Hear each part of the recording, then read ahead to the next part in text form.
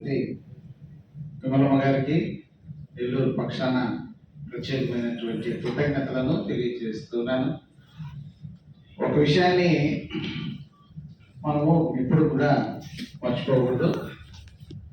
అందరికి తెలిసినటువంటి విషయాలే ఒకసారి మళ్ళీ వాటిని మనము జ్ఞాపకం చేసుకోవాలి. వైఎస్ రాజశేఖర రెడ్డి గారు పాదయాత్ర చేసేటటువంటి సమయంలో ఆయన పాదయాత్రను ప్రారంభించడానికి ముందు నిద్రలేసిన వెంటనే ఆయన చేసినటువంటి పని ఏంటంటే బైబిల్ చదవడం, ప్రార్థన చేయడం. జగన్మోహన్ రెడ్డి గారి గురించి తెలిసినటువంటి వాళ్ళు, సన్నిహితంగా ఉండేటటువంటి వాళ్ళు చెప్పేటటువంటి విషయం ఏంటంటే, జగన్మోహన్ రెడ్డి గారు ఉదయం 4 గంటలకు నిద్రలేసి ఆయన చేసేటటువంటి పని ఏంటంటే మోకలు వెళ్ళి దేవుని యొక్క సన్నిధిలో మొదలుపెట్టి దేవుని యొక్క వాక్యాన్ని చదువుకొని ఆయన దైనందిన కార్యక్రమాన్ని ప్రారంభించేటటువంటి వాడు. అదే విధిగా మన మధ్యలో వసూలు బాబు గారు ఉన్నారు. వాళ్ళ నాన్నగారు చెప్తారు.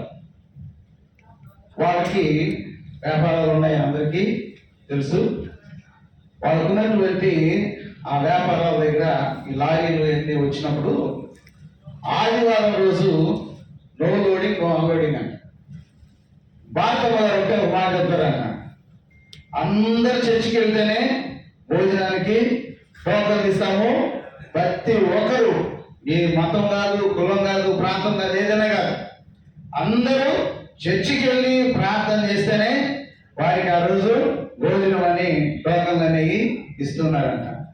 ఇంతగా దేవుని యందు భయభక్తులు కలిగి దేవుని కొరకు జీవిస్తున్నటువంటి జగన్మోహన్ రెడ్డి గారి ప్రభుత్వాన్ని మరలా ఆంధ్రప్రదేశ్లో మనము గెలిపించుకోకపోతే మనకంటే ఎందుకంటే అన్నమాట ఇంకొక రుణులు. కాబట్టి మనందరూ కూడా ఒక శ్రేష్టమైనటువంటి తీర్మానం చేసుకున్నాం.